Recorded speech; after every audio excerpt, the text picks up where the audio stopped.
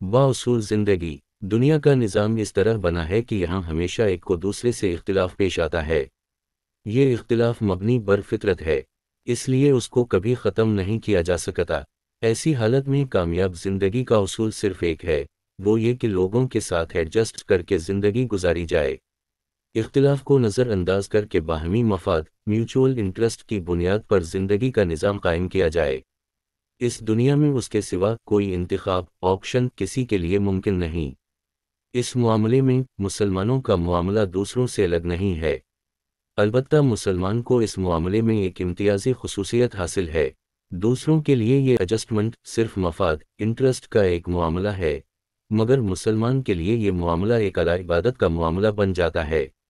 اس فرق کا سبب یہ ہے کہ مسلمان کا ایڈجسٹمنٹ ایک اصول کے تحت ہوتا ہے، جبکہ دوسروں کا ایڈجسٹمنٹ صرف دنیوی مفاد کے تحت پیش آتا ہے۔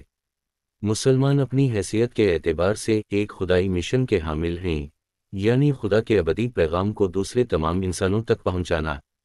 پیغام رسانی کا یہ کام صرف اس وقت درست طور پر انجام پا سکتا ہے جبکہ مسلمانوں اور غیر مسلم قوموں کے درمیان خوشگوار تعلقات قائم ہوں۔ مسلمان جب دوسری قوموں کے ساتھ ایڈجسٹمنٹ کا معاملہ کرتا ہے تو اس کا محرک انسینٹیو اس کا یہی دعوتی ذہن ہوتا ہے۔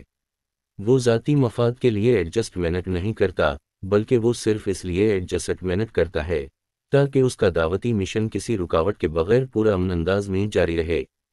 محرک کا یہ فرق بہت اہم ہے۔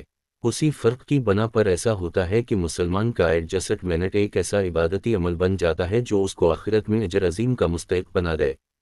اس کے برعکس دوسروں کا ایڈجسٹمنٹ صرف ذاتی مفاد کی بنیاد پر ہوتا ہے، اس سے زیادہ اس کی کوئی اور حیثیت نہیں۔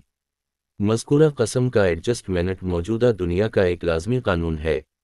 اس معاملے میں کسی بھی شخص یا گروہ کا کوئی استثناء ایکسیپشن نہیں۔ اس کا مطلب یہ ہے کہ مسلمان اگر اصولی بنیاد پر ایڈجسٹمنٹ نہ کریں تو ان کو مفاد کی بنیاد پر ایڈجسٹمنٹ کا معاملہ کرنا ہوگا، مگر ایسی صورت میں ان کا ایڈجسٹمنٹ عبادت کا عمل نہ ہوگا بلکہ وہ صرف موقع پرستی ایکسپیڈینسی کا ایک معاملہ ہوگا، یعنی وہی چیز جس کو شریعت کی زبان میں منافقت ہپوکریسی کہا جاتا ہے۔ اصول پسندی ایک اعلیٰ اخلاقی صفت ہے، اس کے مقابلے میں موقع پرستی ایک انتہائی بری صفت۔ اس دنیا میں کسی آدمی کے لیے صرف دو میں سے ایک کا انتخاب آپشن ہے، اخلاص یا منافقت۔ مخلصانہ زندگی میں منافقت کا کوئی مقام نہیں، اسی طرح منافقانہ زندگی میں اخلاص کا کوئی درجہ نہیں۔ دعوتی مشن واحد مشن ہے جو آدمی کو اس معاملے میں منافقانہ روش سے بچاتا ہے۔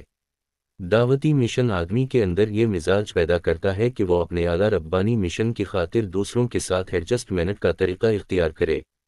بظاہر اگرچہ دائی بھی ایڈجسٹمنٹ کا معاملہ کرتا ہے، مگر اس کا ایڈجسٹمنٹ اصول کی بنیاد پر ہوتا ہے، نہ کہ مفاد کی بنیاد پر۔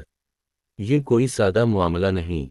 اس کا مطلب یہ ہے کہ مسلمان اگر دعوتی مصلحت کی بنا پر دوسروں کے ساتھ ایڈجسٹمنٹ نہ کریں تو انہیں ذاتی مصلحت کی بنا پر دوسروں کے ساتھ ایڈجسٹمنٹ کرنا پڑے گا۔